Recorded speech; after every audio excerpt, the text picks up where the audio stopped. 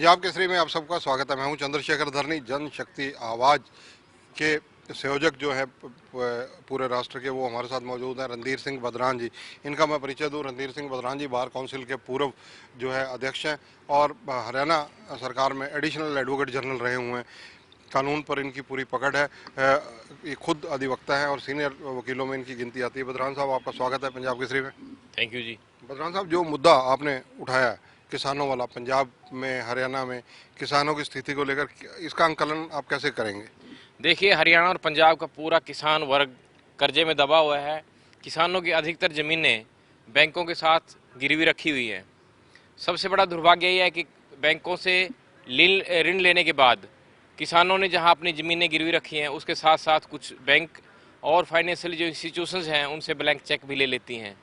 अब किसानों से लिए हुए ब्लैंक चेक आज की स्थिति में देखते हुए काफ़ी सारे इंस्टीट्यूशन ने कोर्ट्स में केसेस डाल दिए, क्रिमिनल केसेस डाल दिए, जो किसानों को बड़ी भारी मुसीबत का सामना करना पड़ रहा है। यहाँ तक कि पंजाब में तो ऐसे कानून हैं कि वहाँ पर तो किसानों को ऋण की देरी की वजह से गिरफ्तार करने के नोटिस तक आ जाते हैं, वारंट निकल जाते हैं। ऐसे काले कानून किसानों के लिए बने हुए हैं, जो किसी और ऋण लेने वाले के खिलाफ ऐसे कानून नहीं है। यदि आप किसी उद्योग के लिए 50-100 करोड़ लेते हैं तो सिर्फ एक बैलेंस शीट दिखाकर लोन मिल जाता है। किस तरह की प्रॉपर्टी सिक्योरिटी मॉर्टगेज नहीं होती, सिर्फ खरीदने वाला जो सामान है या स्टॉक है उसको हाइपोथिकेशन करके बैंक्स लोन दे देते हैं। लेकिन किसानों के मामले में दोहरी नीति है। एक तरफ तो किसानों की ज़मीन को गिरवी रखा जाता है, दूसरा साथ में कुछ इंस्टीट्यूशंस खाली चेक ले लेती हैं और मनमाना पैसा भरकर उसको किसानों के खिलाफ जो केसेज हैं कोर्ट्स में लगा देती हैं। ये सबसे बड़ा दुर्भाग्य है किसानों का। अपनी ज़मीन से भी किसान हाथ धो रहा है और साथ में मनमाना जो ब्याज है वो देना पड़ रहा है। साथ में जो सरकारी बैंक हैं, पंजाब के जो कोऑपरेटिव बैंक हैं, वो किसानों को अभी हाल ही में जो मीडिया रिपोर्ट्स आई हैं उनको नोटिस देकर अरेस्ट वारंट निकाल रहे हैं, जो बिल्कुल गलत है, असंवैधानिक है, गैर कानूनी है। इस बात को लेकर किसानों में भी रोष है, आम जनता में भी रोष है और हम इस बात को लेकर ही आज माननीय मुख्यमंत्री पंजाब को एक पत्र हमने लिखा है, रिप्रेजेंटेशन दिया है कि जो पुराने काले कानून हैं, पंजाब में अब सरकार बदल गई है तो उन काले कानूनों को ख़त्म करने की आवश्यकता है। किसानों को जो अरेस्ट वारंट और गिरफ्तारी की जो बात है उसको ख़त्म करने की आवश्यकता है। हरियाणा में क्या स्थिति है अरेस्ट वारंट या इन जैसे पंजाब में, क्या हरियाणा में भी है ये चीज़? देखिए, हरियाणा में भी ऐसे कानून थे कि किसानों को यदि वो ऋण ना चुका सके तो उनको गिरफ्तारी की जाती थी। असिस्टेंट रजिस्ट्रार वारंट जारी करते थे और किसान को 45 दिन के लिए जेल में डाल देते थे।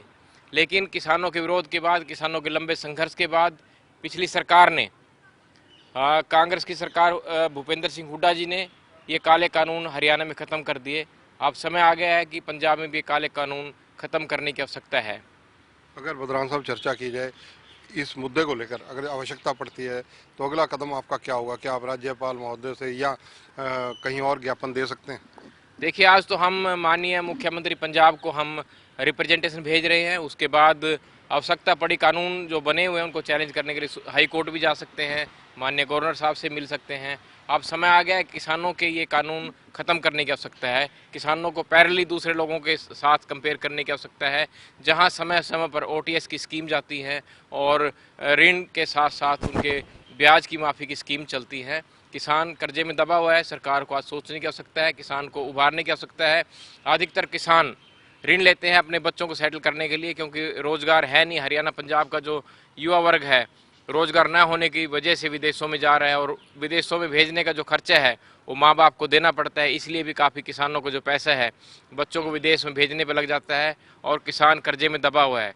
किसानों के बच्चों को यदि रोज़गार यहीं पे मिले तो मैं समझता हूँ कि काफ़ी किसानों को राहत मिल सकती है, उनको ऋण से निजात मिल सकती है, उनकी जो ज़मीनें हैं वो ऋण मुक्त हो सकती हैं, बैंकों के मॉर्टगेज से वो ज़मीनें बच सकती हैं किसानों की। बदरान साहब, आप बार काउंसिल के पूर्व प्रधान भी रहे हैं, ये डबल AG भी रहे हैं हरियाणा के। जो जन आवाज़ मंच है उसका मेन फंक्शन, जो मेन कार्यप्रणाली है वो क्या रखी गई है? उसका जो आपका एजेंडा है विस्तार करने का, संगठन का, इन सब मुद्दों पर आपसे चर्चा करना चाहूँगा कि किस रूप में करेंगे। देखिए, मैं तो सुप्रीम कोर्ट में स्टैंडिंग काउंसिल रहा हूँ सरकार का, रिप्रेजेंटेशन किया है काफ़ी केसेज में। मैं समझता हूँ कि जनशक्ति आवाज़ मंच जो है उसका बनाने का एक ही हमारा उद्देश्य है कि हम डेली जो आम व्यक्ति की जो आवाज़ है, जो दिखते हैं, जिन पर सरकार कई बार ध्यान नहीं देती है, इग्नोर कर देती है, उनको उठाने का है। एक जनमत तैयार करने का है, सरकारों को जगाने का है कि आज के समय में जो लोगों को दिक्कतों का सामना करना पड़ रहा है उन दिक्कतों से कैसे निजात मिले, इसके लिए हम काम करते हैं। और समय समय पर यदि हमें कहीं आवश्यकता पड़ेगी तो हम कोर्ट्स में जाकर भी ऐसी जो समस्याएं हैं लोगों को उनका निदान करने का प्रयास करेंगे। बदरान साहब, सामाजिक भागीदारी में आप पहले भी एक्टिव रहे हैं, तो जो जनशक्ति आवाज़ मंच है इसको सामाजिक रूप से अगर देखा जाए तो इसकी संरचना कैसे कर रहे हैं आप? देखिए, हम समय समय पर कोर्ट्स में जो हमारे वकील साथी हैं उनके सहयोग से लोगों के बीच में जा रहे हैं। लगातार हम लोगों से ओपिनियन लेते हैं, कि जनता से ओपिनियन लेते हैं किस तरह की समस्याएं किस इलाके में हैं। तो वहाँ पर हम जो चुने हुए प्रतिनिधि हैं या जो सामाजिक रूप से कार्यकर्ता हैं, एक्टिव हैं सामाजिक कार्यों को लेकर, उनके सहयोग से हम ऐसी समस्याओं को उभारते हैं, उनको उजागर करते हैं और सरकार तक पहुँचाते हैं। और मैं समझता हूँ काफ़ी सारी ऐसी दिक्कतों का समाधान भी और सरकारों ने संज्ञान भी लिया। जैसे अभी मिलावट का मुद्दा था, करप्शन का मुद्दा है, ये हमने हाईलाइट किया और सरकारों ने काफ़ी हद तक इस पर, हरियाणा सरकार ने भी स्टेप्स उठाए हैं। और मैं समझता हूँ कि यदि पब्लिक में इस तरह की अवेयरनेस होगी तो ये आम लोगों की डे टू डे की समस्याएं कम जरूर होंगी। बदरान साहब, जिस तरह से हरियाणा विजिलेंस ब्यूरो के अंदर जो सीबीआई के रिटायर्ड अधिकारियों को इन्वेस्टिगेशन सिखाने के लिए और इन्वेस्टिगेशन कैसे होनी चाहिए विजिलेंस में, उनके लिए नियुक्ति की जा रही है, हरियाणा सरकार ने भी, सीएम साहब ने भी इसके बारे में और चीफ सेक्रेटरी महोदय ने भी इस बारे में काफ़ी नए दिशा निर्देश जारी किए हैं, तो इन चीज़ों का सीबीआई के अधिकारियों का क्या फ़ायदा रहेगा? देखिए, क्रिमिनल केसेज में काफ़ी एक्सपर्टाइजेशन की ज़रूरत है।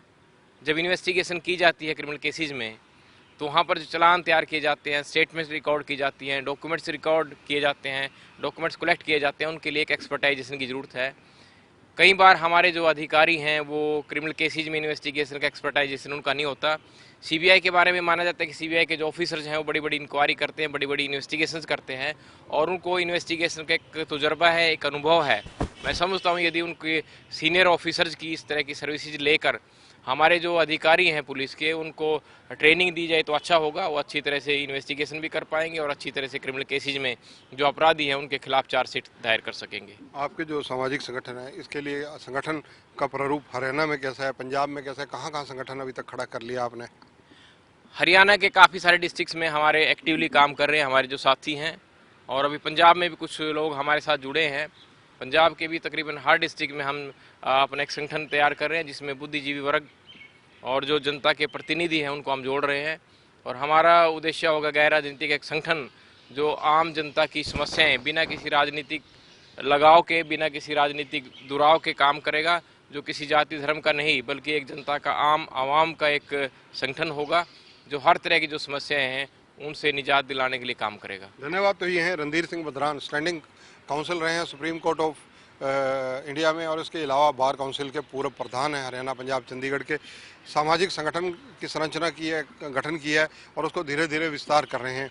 किसानों के मुद्दे पर, जो किसानों की वास्तविक पीड़ा है उसको लेकर अगर ज़रूरत पड़ी, पहले तो इन्होंने मुख्यमंत्री पंजाब से पत्र लिखा है क्योंकि हरियाणा में वो इस वक्त संकट नहीं है जो पंजाब में है, और दूसरी बात ये है कि अगर आवश्यकता पड़ी तो कोर्ट और अदालतों में भी किसानों की लड़ाई ये लड़ने के लिए तैयार हैं। कैमरामैन संजय सिंह के साथ चंद्रशेखर धरनी, पंजाब केसरी टीवी, चंडीगढ़। हमसे जुड़े रहने के लिए हमारे YouTube चैनल को सब्सक्राइब करें और नई वीडियो की नोटिफिकेशन के लिए बेल आइकॉन को दबाएं।